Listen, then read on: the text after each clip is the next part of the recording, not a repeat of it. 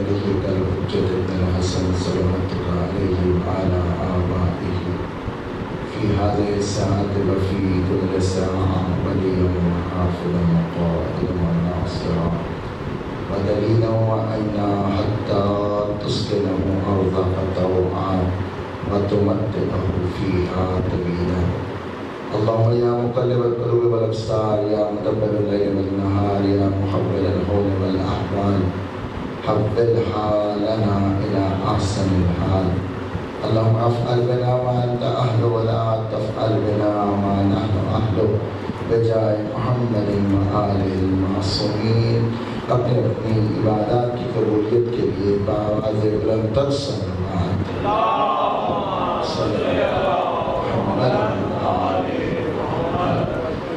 جتنے حاضرین بیٹھے ہیں اپنے اپنے مرحومین کے لیے اور ان تمام مومنین مومنات جن کا کوئی فاتحہ پڑھنے والا نہیں ایک دفعہ ان کی درجات کے لیے بآواز بلند تر صلوات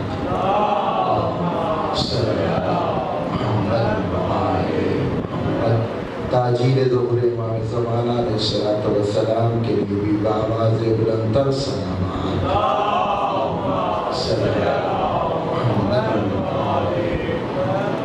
خوشنودی حضرت فاطمہ الزہرا سلام اللہ علیہا کے لیے بھی بآواز بلند تر صلوات صلی اللہ محمد اعوذ باللہ من الشیطان الرجیم بسم اللہ الرحمن الرحیم الحمد للہ رب العالمین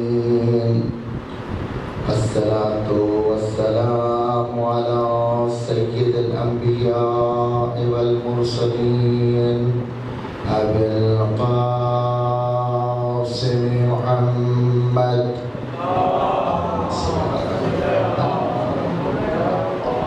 وعلى آله الطيبين الطاهرين المعصومين الذين أذهب الله عنهم الرجس وطهرهم تطهيرا.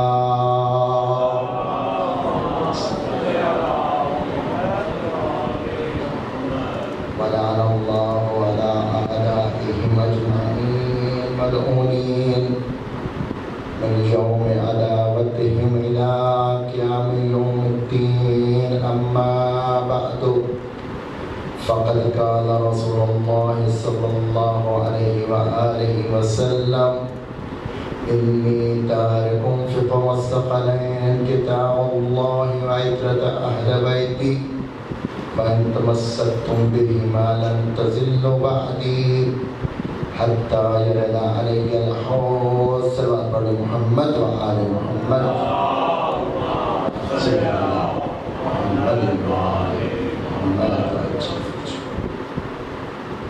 آج کی مجلس کی نیاز کا اہتمام جس کو ان کی طرف سے کیا گیا ہے ان کی خواہش ہے کہ ان کے مرحومین کے لیے ایک دفعہ سورۃ فاتحہ اور تین دفعہ سورۃ اخلاص کی تلاوت کروا دیں. آپ سب سے گزارش ہے کہ اپنے اپنے مرحومین کے لیے خصوصاً مرحوم سید ظہور الحسن سید مولود حسین اور ان کے خاندان کے جملہ مرحومین کی بلند درجات کے لیے ایک دفعہ سورۃ فاتحہ تین دفعہ سورۃ اخلاص. بسم اللہ الرحمن الرحیم الحمد للہ رب العالمین الرحمن الرحیم مالک یوم الدین ایاک نعبد و ایاک نستعین اهدنا الصراط المستقیم صراط الذین انعمت علیہم. بسم اللہ الرحمن الرحیم قل هو الله احد الله الصمد لم يلد ولم يولد ولم يكن له كفوا احد.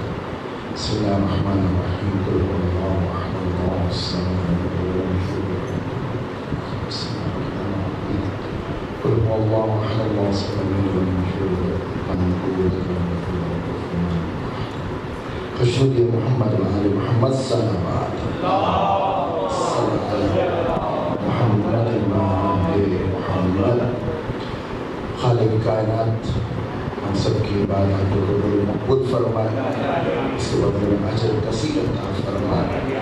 عدداری کے لیے جتنے قدم اٹھ کے جاتے ہیں پروردگار ان کو تصویس شمار فرما. اے پروردگار قدم قدم پہ ہمارے کبیرہ صغیرہ گناہوں کو معاف فرما، ہمارے مرحومین کی قبول کو منور فرما، ہمارا خاتمہ بالخیر خاتمہ بالایمان فرما۔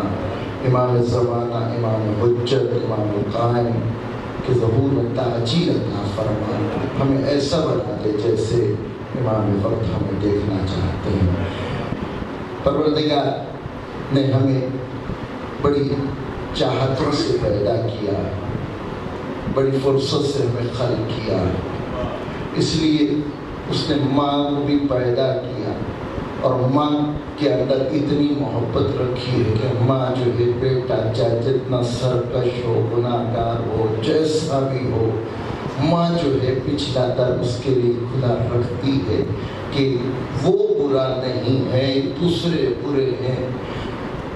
بھائی بہن جو ہے وہ نظریں چرا لیتے ہیں، باپ کی بھی محبت کا تقاضا یہی ہوتا ہے، محبت بہت کرتا ہے، ماں سے بھی شاید زیادہ کرتا ہو، لیکن وہ ڈانٹ ڈپٹ کے چاہتا ہے کہ ہاں کچھ نہ کچھ لحاظ رکھے، ہاں چھپ کے چاہے روتا ہو، لیکن جیسے اس نے یہ پیار محبت والا رشتہ ماں باپ والا جو خلق کیا ہے، پیدا کیا ہے، خدا کے لیے مشکل نہیں تھی، وہ کون کہتا ہے ہو جاتا ہے، مخلوق پیدا ہو جاتی، لیکن اس نے یہ نشانیاں دے کے بتایا کہ دیکھو میں نے جو ایسی ایسی مخلوق خلق کی ہے، تو دیکھو میں کتنا کریم، کتنا مہربان۔ وہ ایک کانٹا چبھتا ہے، سوئی چبھتی ہے، مومن کے گناہ معاف ہوتے چلے جا رہے ہیں، خطائیں جو ہیں اللہ تعالیٰ درگزر کرتا چلا جا رہا ہے۔ اس نے تو صلوات پڑھ محمد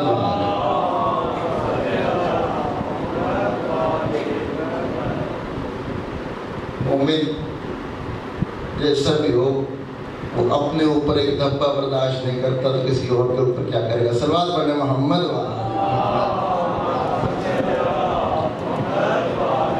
خدا سلامت رکھے۔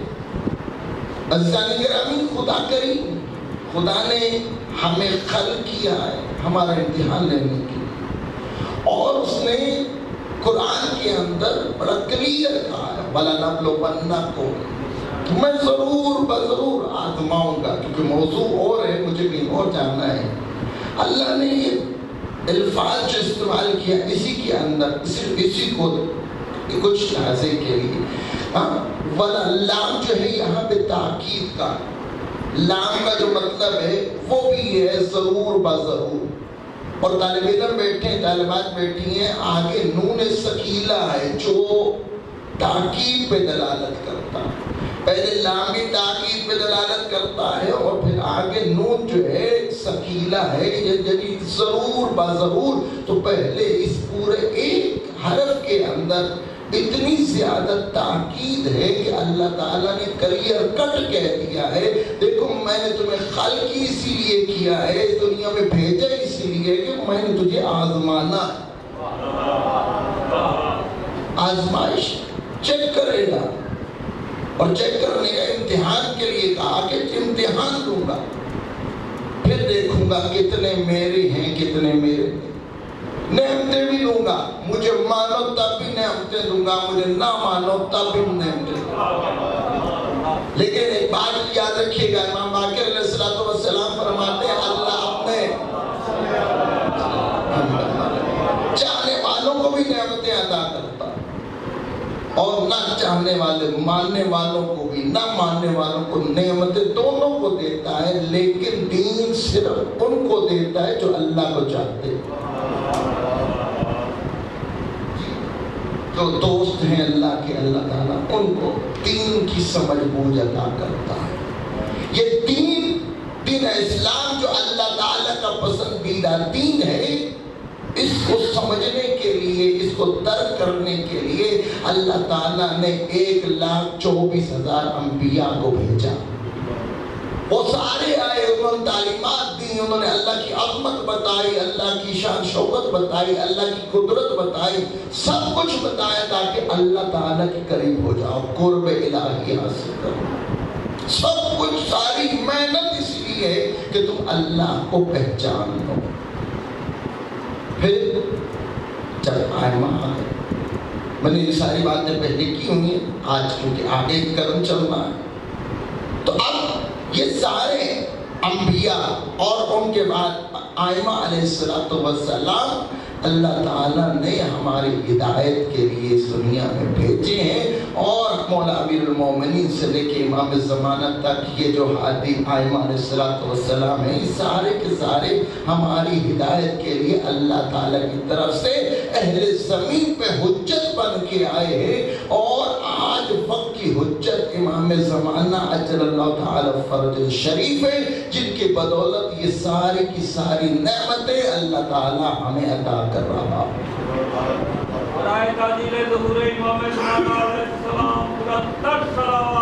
اللہ صلی محمد.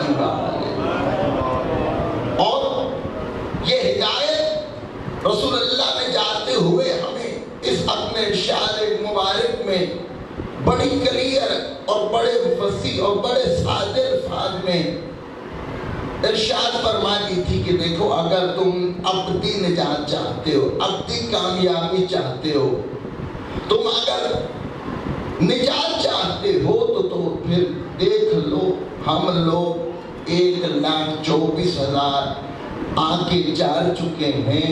ہاں، اگر اب بھی تمہارے لیے آسانی نہ کرو تو پھر رحمت للعالمین کیوں؟ ہاں بھائی، ہم سب شارٹ کٹ چلتے ہیں نا، تو رسول اللہ نے یہ شارٹ کٹ دیا کہ 2 گرام قدر چیزیں چھوڑے جا رہا. جی، ایک قرآن ہے، ایک فطرت ہے. ہاں، دونوں کو لے کے چلو، جیسے کہتے ہیں ویسے چلو. ہاں، دنیا آئے گی، شیطان ٹانگے اڑائے گا، شیطانیت والے یزیدی آگے آئیں گے، روڑے اٹکائیں گے، صراط المستقیم سے تمہیں ہٹنے کا کہیں گے. ہاں، بہت سی پابندیاں لگیں گی، بہت سے تمہارے آگے مشکلات کا تمہیں سامنا کرنا پڑے گا، لیکن دیکھ لینا تم ان کا دامن نہ چھوڑنا. اگر تم نے ان کا دامن نہ چھوڑا تو دیکھو، ان دونوں میں تو جدائی ممکن نہیں ہے. اگر تم ان کے ساتھ چلتے رہو گے تو پھر عہدے کوثر پہ میرے پاس پہنچ جاؤ. کربلا سے جو بھی شہادت کی منزل پہ فائز ہوا تھا، امام حسین نے کہا تھا پریشان نہ ہو، میرا نانا حوض کوثر پہ سلام کرے گا. دیکھو، جام کوثر لیے کھڑا ہے. عزیزان گرامی، یہی رستہ. ہاں، اسی رستے پہ چلیں گے تو وہ دین جو دین حق ہے، دین اسلام ہے، اس کو سمجھ سکیں گے اور اس کو پا سکیں گے. غفلت ہماری طرف سے ہے. میں نے کل عرض کیا تھا، یہ عرفی مجلس نہیں ہے، نہ رہی پورے عشرے میں. ہاں، کیونکہ درسگاہ ہے اور ممبر جو ہے ممبر رسول ہے، اس کے اس مقام میں تقاضے کچھ مختلف ہیں کہ ہم اس جگہ سے کم از کم ہدایت کی بات لے کے اور سن کے جائیں. تو عزیزان گرامی، دین اسلام تبھی آئے گا، میں نے عرض کیا تھا، جب ہم اس کو سیکھیں گے. اگر نہیں سیکھیں گے تو نہیں آئے گا. ہر ایک سیکھ کے بلندیاں حاصل کی جاتی. مجھے سر درد ہوگا تو میں کسی سڑک والے کے فوجی کے پاس لے جاؤں. جی، مجھے پیٹ کے اندر دل کی بیماری ہے تو میں کسی انجینئر کے پاس لے جاؤں. جی، وہ کہتے غلط رستے آ گئے ہو، جاؤ، وہ رستہ وہ ہے، وہ ڈاکٹر بیٹھے، بیماری کا علاج اس کے پاس. جی، تو ہم ہر کسی کے پاس نہیں جاتے. کس کے پاس جائیں گے؟ طبیب کے پاس جائیں گے. آپ کہیں گے جی میرے دل میں مسئلہ ہے. ہاں، درد مجھے دل میں اٹھتا ہے، وہ سارے سمپٹمز، وہ ساری نشانیاں وہی ہیں جو دل کی بیماریاں ہیں. اور آپ چلے جاؤ کسی آنکھوں والے کے پاس تو وہ کہے گا نا، غلط آ گیا، دل والے کے پاس جاؤ.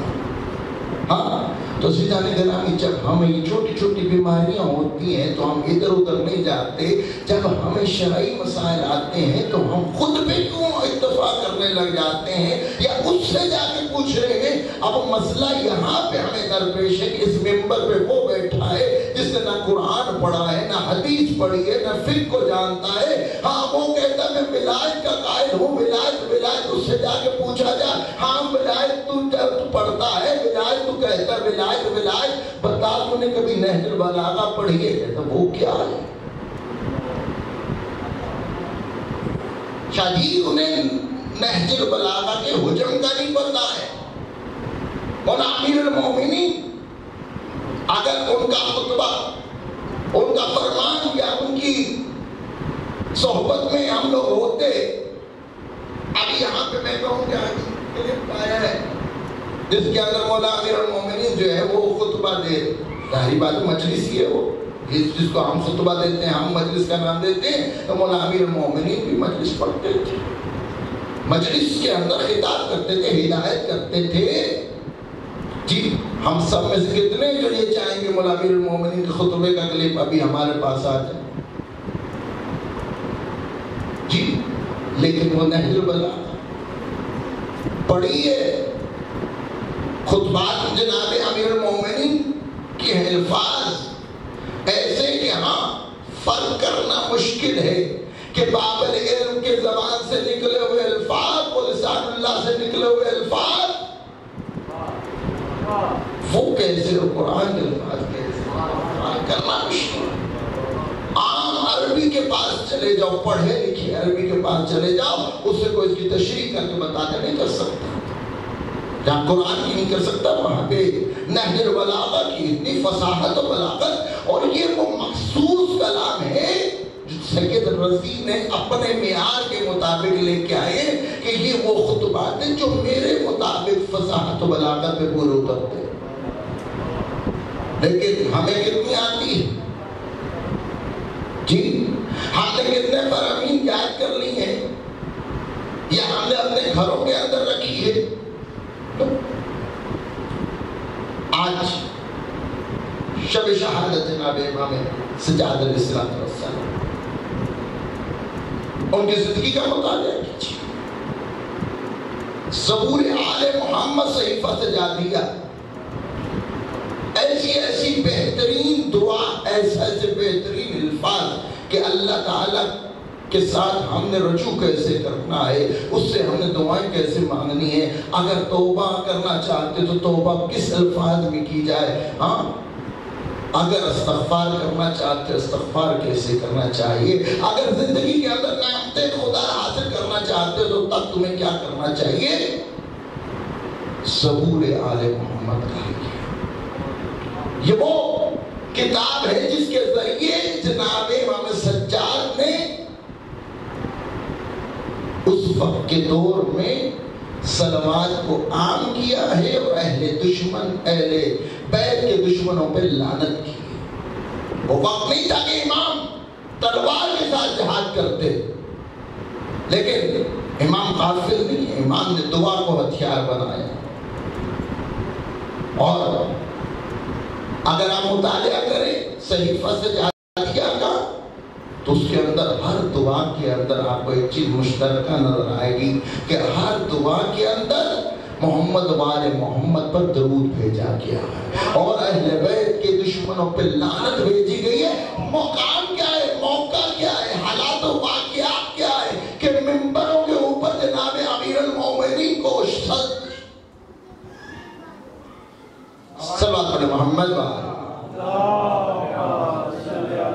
ممبروں کے اوپر، محرابوں کے اوپر، جمعہ کے خطبوں کے اندر جناب امیر المومنین کو سب شکر کیا جاتا ہے۔ ہر طرف مولا امیر المومنین کو باغی کے نام سے پکارا جاتا ہے۔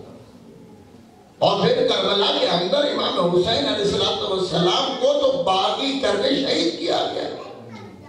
اہل بیت اس وقت طہارت کو قیدی بنا کے در بدر، ماحول کیسا ہے، ہاں ایسا منظر، ایسے حالات و واقعات کے اندر بندہ کیا کر سکتا ہے، ہاں اور کوئی، لیکن امام نے حالات کا جائزہ لیا اور یہاں پہ دعا کو ہتھیار بنا کے اتنی محنت کی ہے کہ جیسے رسول اللہ صلی اللہ علیہ وآلہ وسلم نے 40 سال کی زندگی کے اندر اپنا کردار بنا کے اپنے آپ کو رسول اللہ بنوایا تھا، اسی طرح مولا سجاد نے 40 سال تک خون کے آنسو رو رو کے اپنے چند مظلوم امام حسین علیہ السلام کو زندہ کیا۔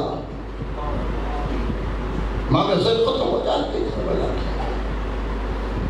یہ مولا سجاد کی محنت ہے کہ کربلا کے میدان کے اندر، اور اتنی محنت کہ ہر طرف باغی باغی باغی باغی کا جہاں پہ اعلان اور نعرے اور ہر طرف پتھروں کی بارش تھی، اس ماحول کے اندر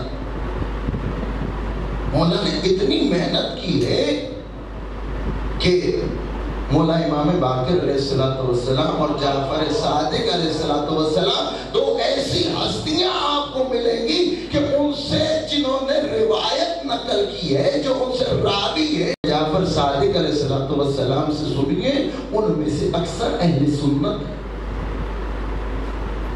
یعنی امام سجاد نے اتنی محنت کی ہے کہ ہر کوئی مجبور ہو گیا کہ یہ باقی نہیں تھی، غلط نہیں تھے، یہی حق ہے، یہی سچ ہے۔ حتیٰ کہ اگر ایک وقت وہ بھی آیا کہ مسلمانوں کے اندر جب رسول اللہ کی زبان سے نکلی ہوئی حدیث کی تحقیق کرنی پڑتی تھی کہ آیا یہ حدیث درست بھی ہے کہ نہیں، تو مولا امام باقر کی خدمت میں پیش ہوتے تھے، اگر وہ اس کی تائید تصدیق کرتے تھے تو پھر قبول کرتے۔ یعنی یہ ساری محنت ہے، ہم لوگ ان آئمہ سے دور ہیں، ہمارے اندر برائے نام ایک ایسا شخص، یا ہم کہہ لیں کہ ہم ایک ایسی مخلوق ہے جنہوں نے برائے نام کلمہ پڑھا یا فور فادر شیعہ بس ختم، سیرت کی ہوتی تو ہم، سنت پہ عمل کیا ہوتا تو پھر ہم کہاں ہوتے۔ مولا سجاد سید الساجدین لقب ہے، کیا لقب ہے؟ سید الساجدین، زین العابدین۔ عظمت دیکھ لیں، تمام 1,24,000 انبیاء نے سجدہ کیا ہے، وہ ساجدین ہیں، مرسلین نے سجدہ کیا ہے، ساجدین ہیں، ملائکہ نے سجدہ کیا ہے، ساجدین ہیں، تمام انسانوں نے سجدہ کیا ساجدین ہے، لیکن سید الساجدین امام سجاد، اور پھر زین العابدین، اللہم صلی اللہ محمد، زین العابدین، عابدین کی زینت، یہ سارے کے سارے جو میں نے آپ کے سامنے عرض کیے سب عابد ہیں۔ زین العابدین علی ابن الحسین، کیسی عبادت ہے۔ اگر ہم نے دیکھیں، ہمارا مدعا یہ ہے کہ ہم نے کامیابی حاصل کرنی ہے، اور کامیابی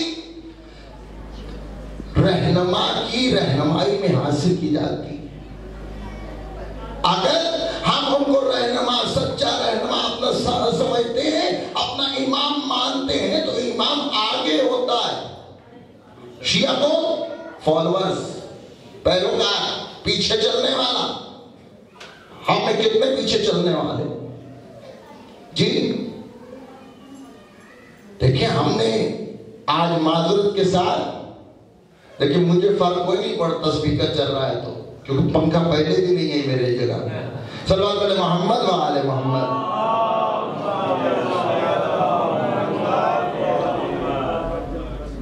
ہم لوگ اپنے آپ کو شیعہ کہتے ہیں، فالورز کہتے ہیں، ہمارا کام یہ ہے کہ جیسے امام کہے ویسے کرنا ہے۔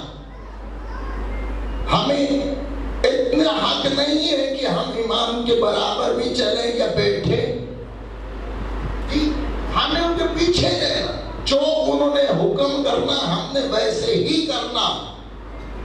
لیکن ہماری قوم کی یہ حالت ہے کہ امام ہمیں پتن کہاں دکھائی دیتے اور ہم ان سے آگے، دیکھیں محب بھی ان سے آگے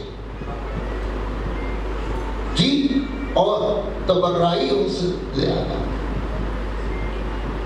عزیزان گرامی، اگر ہم نے فالو کرنا ہے تو ہمیں ان کی طرف توجہ کرنی چاہیے جو تعلیمات ہیں، جو ان کی سیرت ہے۔ آج ہم فالو کرتے ہیں، ہمارے افسر برادران جوان ان کی طرف سب سے پہلے ہاں جی گڑی پہنی ہوئی ہے، بسم اللہ۔ کیوں پہنی ہوئی ہے؟ مولا سجاد کی سنت ہے جی۔ میں نے کتنی ایسی مستورات کو بازار شام میں دیکھا جنہوں نے وہاں چادریں اتار دی، اکثر میں سادات سے تعلق رکھنے والی تھی۔ وجہ سادات یہاں پہ ننگے سر تھی، ہم یہاں دوپٹے لے کے جا بھائی، وہ مجبور تھی۔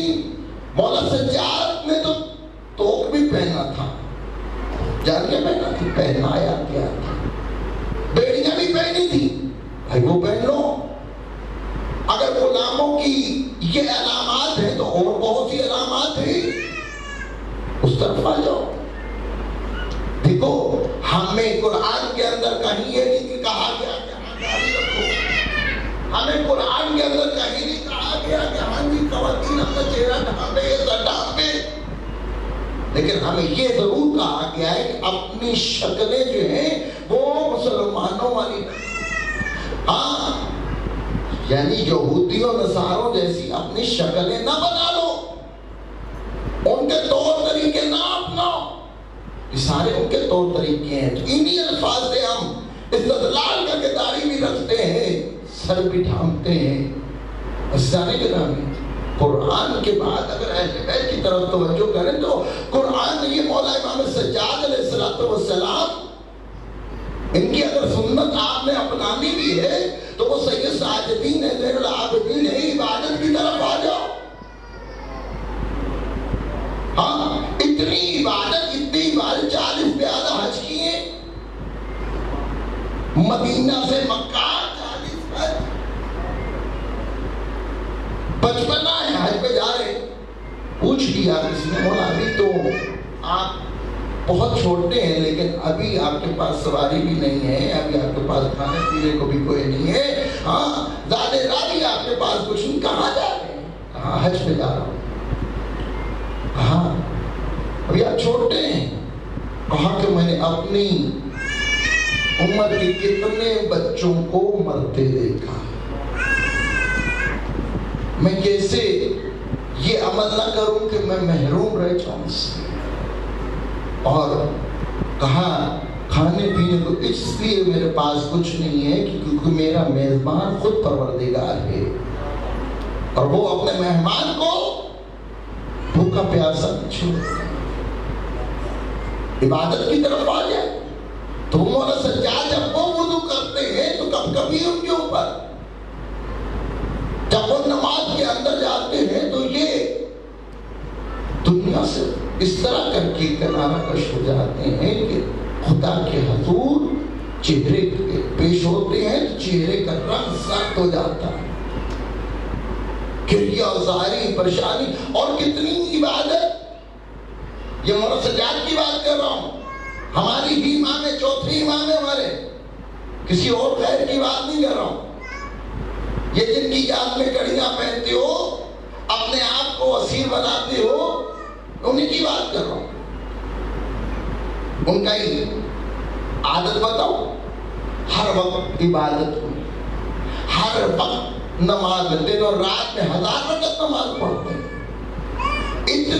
اتنا زیادہ سجدہ کیا ہے مولا نے کہ حالت سجدہ پہ کڑے پڑ گئے، گٹے۔ یہ آپ نے دیکھا ہوگا کہ اونٹ کے یہ ادھر بندے جہاں جب رہتے تو مولا سجاد کے ناک کے اوپر ہمیشہ زخم رہا، مولا کی پیشانی کے اوپر گٹھا ہے، مولا کی اعضائے سجدہ جو ہے۔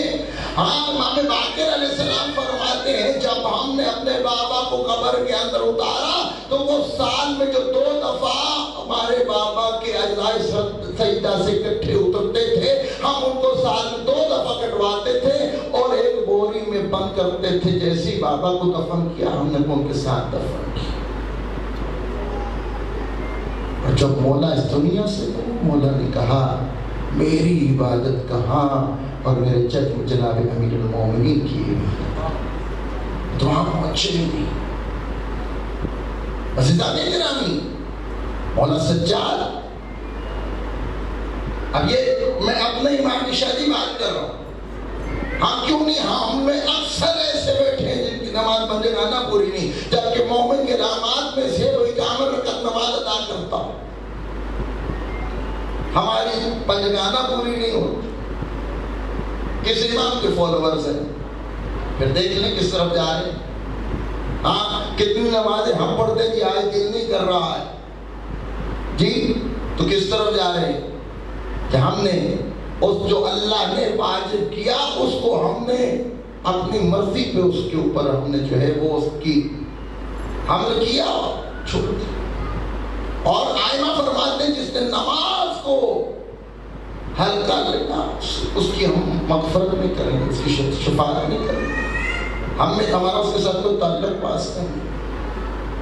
عزیزان گرامی، مولا سجاد نے 100 مدینہ کے یتیموں کے گھر، غریبوں کے گھر ہر رات میں اپنی پشت پہ بوریاں لاد لاد کے راشن پہنچاتے۔ آج اس سیرت پہ آ جائے ہاں کہ اگر سنت امام سجاد ادا کرنی ہے تو اپنی فریجوں میں سے جو آپ نے بچا بچا کے رکھا ہے، اور آپ کو یہ نہیں پتا ہے کہ آپ کا ہمسایہ بھوکا سو رہا ہے کہ اس نے سیر کھاؤ کے کھانا کھا کے سو رہا ہے۔ عزیزانے کے نام جب سے فریجیں آئی برکتیں گئی جی۔ یہ تو کتنے ایسے گھر تھے جن کو تب پتہ چلا کہ یہ راشن کون پہنچاتا ہے جب مولا اس دنیا سے چلے گیا۔ عزیزان گرامی، یہ وہ عظیم ہستیاں ہیں کہ حاکم وقت اس وقت کے ان کو اتنی عظمت نہیں ہے، طاقت ان کے پاس ہے، شجاعت ان کے پاس، فوج ان کے پاس ہے، سلطنت ان کے پاس ہے، مال دولت ان کے پاس ہے، سادگی ہے، تنہائی ہے، فقر ہے، لیکن اللہ نے ان کو عظمت بخشی۔ وہ عبد الملک بن مروان بہت بڑا لئی حاکم وقت ہے، ہاں حاکم ہے، بادشاہ ہے، سلطنت اس کے پاس ہے۔ مولا طواف کر رہی ہے، حج پہ گئے طواف کریں آگے آگے، تو یہ پیچھے پیچھے اتفاق تو بلا کے کہتا ہے کیا میں نے تمہارے باپ کا قتل کیا جو میری طرف نہیں آ رہے؟ کہا جنہوں نے قتل کیا تھا اللہ نے ان کو جہنم کے گڑھوں میں سے سب سے گہرے اور سخت گڑھے میں، کیا تو بھی وہاں پہنچنا چاہتا ہے؟ کہا میں چاہتا ہوں تو میرے پاس آتا کہ میں تجھے کچھ مال عطا کروں۔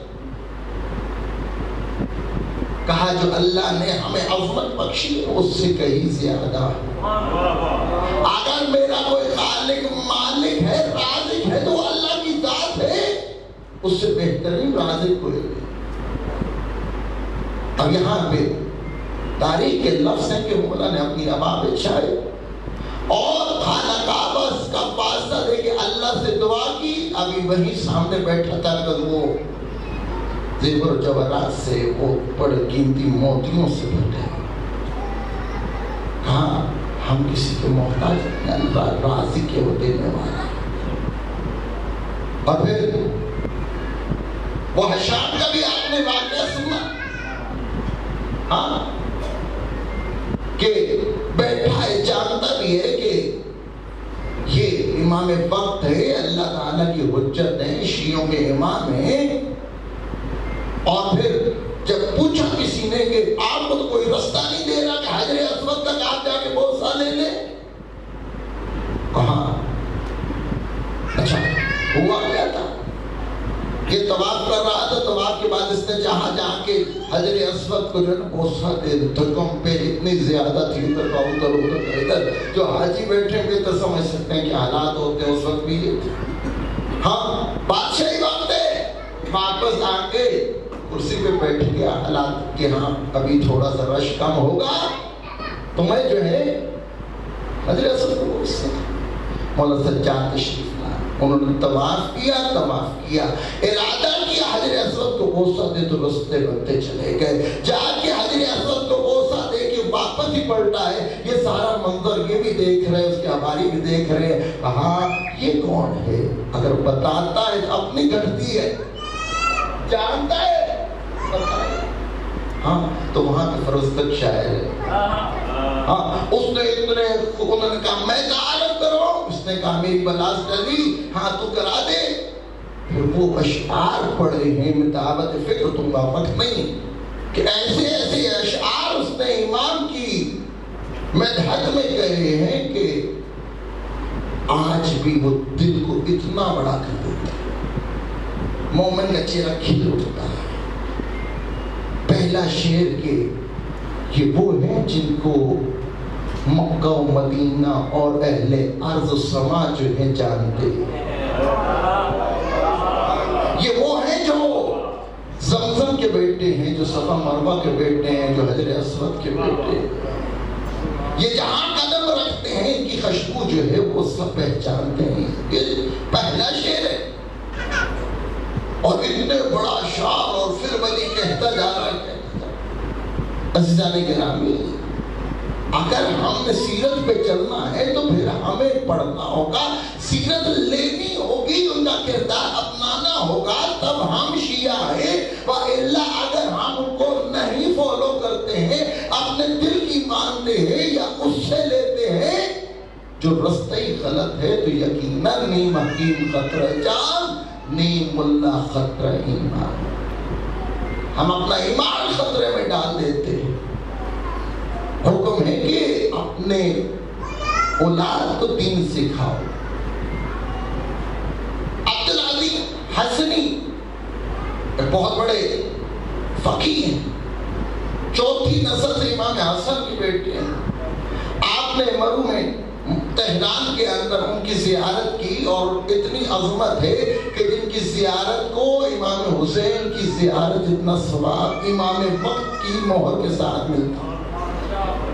امام ہادی کہتے ہیں جس نے عبدالعظیم حسنی کی مرو میں زیارت کی، گویا اس نے قبر امام حسین کی زیارت کی، اور ثواب امام حسین کی پوری مجلس پڑھ چکا۔ جی قسمت ہے۔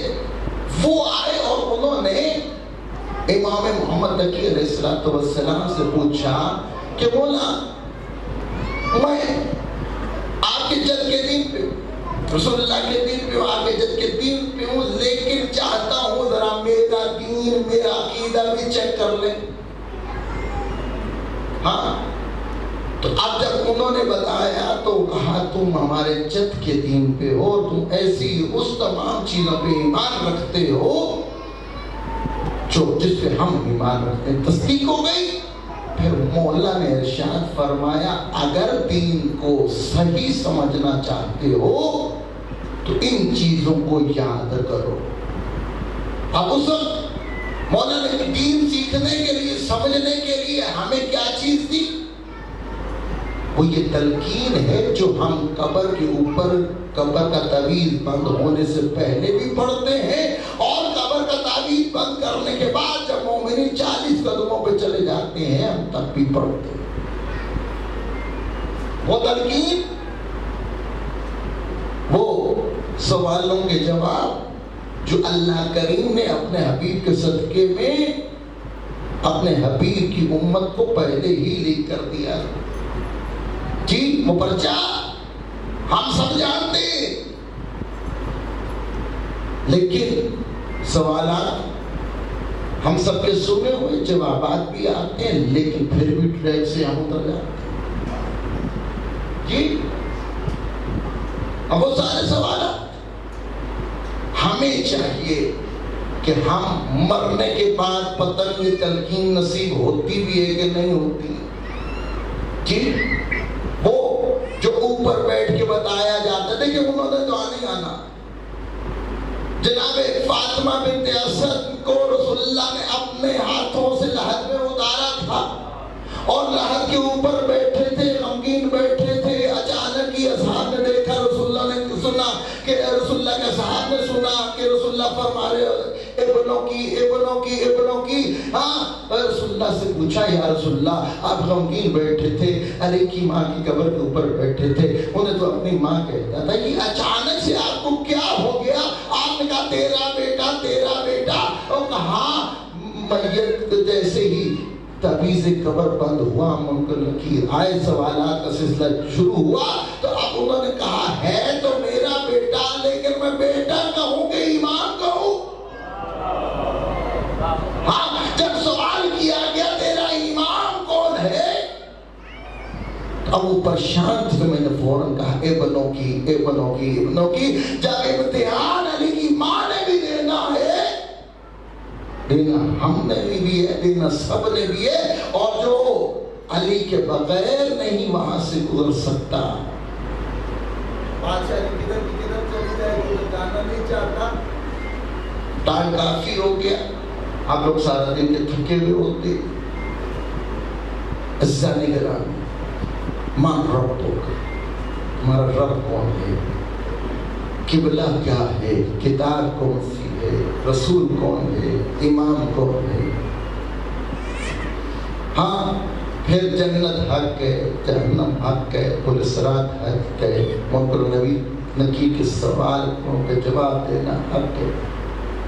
یہ ساری کی ساری وہ تعلیمات ہیں جن کو ہم نے اپنی زندگی کے اندر سمجھنا ہے اور ان کو اپنانا ہے, اور اپنا کے ہم نے ان کو اپنی زندگیوں پر لاگو کر کے پھر پرواہ نہیں کہ کب آ جائے. آپ پھر کوئی تلقینیں پڑھے نہ پڑھے, سوال اتنے آتے ہیں کہ کوئی پوچھے, زندہ ہوتے پوچھے, مر جائے تب پوچھے, سوالوں کے جوابات قبر میں لٹا کے ہلاتے ہیں. اسماعیل فام سن اور سمجھ.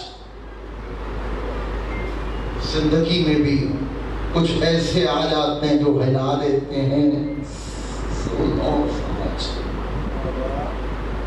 ہم لوگ وہ صراط المستقیم جس کی ہم شکر کرتے ہیں, الحمد بجا لاتے ہیں کہ تو نے پروردگار ہمیں صراط مستقیم عطا کیا اور تم ہمیں صراط مستقیم پہ قائم رکھ. عزیزان گرامی, آج ضروری ہے کہ ہم خود بھی اس تلقین کو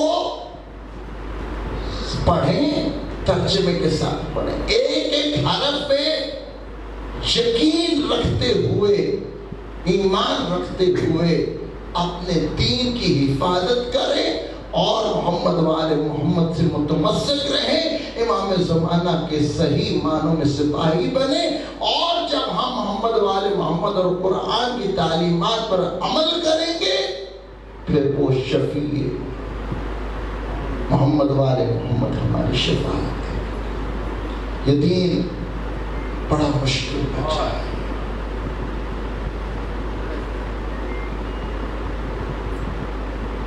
رسول اللہ کا بڑا خرچ ہوا ہے, جناب امیر کا بڑا خرچ ہوا ہے. سجاد نے 40 سال رو رو کے حسین کو زندہ کیا ہے. کتنا مظلوم امام ہے کہ 40 سال ہر وقت رو رہا. اور کبھی پتہ ہے آپ کو, کبھی سوچا ہے کہ سجاد نے خون کے آنسو کیوں روئے؟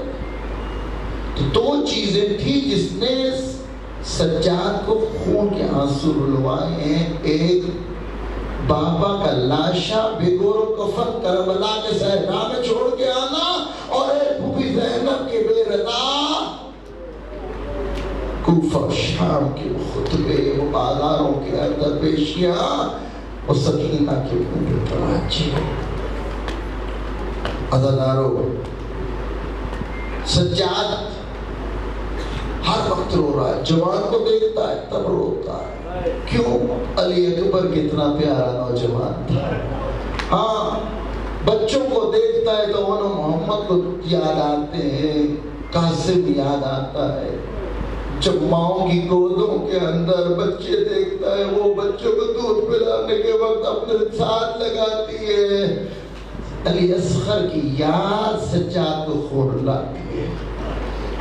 اور پھر کسی مستور کے سر کے اوپر چادر تو رو رو کے کہتا ہوگا، ہائے میری مائیں بہنیں کبھی گھر سے باہر نہ نکلی تھی اور ان کو کسی نے چادر میں اتنا نہ دیکھا تھا جتنا لائنوں میں بے مکنا چادر. ہر کوئی بچتا تھا کسی طرح سجاد کو نہ رولا، کسی موقع نہ دیکھا. ایک دفعہ کے ساتھ جو ہے وہ لے کے جا رہا تھا، لے کے جا رہا تھا زمین چھپا دیا، اس نے خندے چھپا دیا. نہ چھپا، میں نے دیکھ لیا، لیکن مجھے یہ بتا تو اس جانور کو ذبح کرنے تو لے کے جا رہا ہے، لیکن ان کی شرائط بھی جانتا ہے کہ ذبح کیسے کرتا. ہاں مولا جانتا ہوں، مسلمان ہوں. کہتے کربلا میں بھی مسلمان ہی تھے. کہا کیا شرط ہے؟ کہا مولا میں اس کو پانی پلا لیا. کہا ہے میرے بابا کہا اور کیا شرط؟ میں نے اس کی ذبح کرنے والے چھری بڑی تیز کر دی، اس کی تار بنا دی. حسین کے غم میں سجاد خون کے آنسو رونا شروع کر دیا. کہا ہائے میرے بابا تجھے کھٹ کنجر کے ساتھ اجرکم اللہ. عزیزانو شہادت کا سنیے گا. سجاد وہ امام ہے جو غیرت کا سلطان ہے. سجاد ابھی ظاہری 3 سے 4 سال کا سن ہے. ماں وضو کر رہی ہے، سجاد جو ہے چہرہ کے رخ پھیر کے دوسری طرف آنکھوں کے اوپر یوں ہاتھ رکھ کے اپنے آپ کو چھپا رہا ہے. جناب زینب آئی، کہا ہے باپچ خیریت تو ہے؟ سجاد تم سے ناراض ہے؟ کہا ناراض نہیں ہے، بلکہ میں وضو کر لیا، میں نے آستین اپنی الٹی ہے اور میرا بازو جو ہے رنگا. اور سجاد حیا کر کے کھڑا ہے کہ کہیں میری نظر میری ماں کی ننگی کے لائی میں نہ پڑ گئے. ہائے یہی سجاد تھا کوفہ شام کے بازار،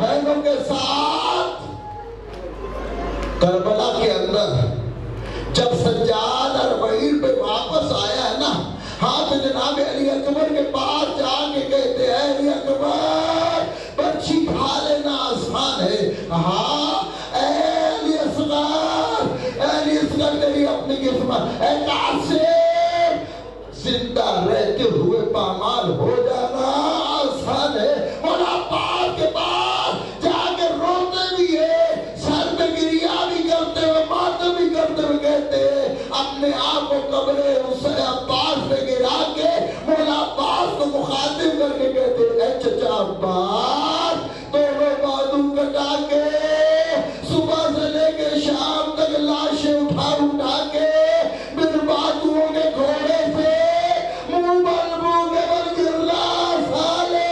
علی اکبر کی آواز آئی ہوگی بھیا بچی کھانا آسان. قاسم کی آواز آئی ہوگی ہائے بھیا پامالی کوئی آسان ہے. عباس نے کہا اے میرے بچے، اے میرے سجاد، دونوں ہاتھوں کے بغیر کیسے بندہ زمین پہ آتا ہے؟ کوئی آسان ہے؟ کہا چچا بڑا آسان ہے. آپ مجھے سے پوچھ ماں بہنوں بیٹیوں کے ساتھ کبھی کسی شرابی کے دربار میں، کبھی بازار لے کے جایا جا رہا ہے، کبھی دربار لے کے جایا جا رہا ہے، کبھی مجمع کے اندر سے گزارا جا رہا ہے. ہر طرف باغی آ گئے، ہر طرف پتھروں کی بارش.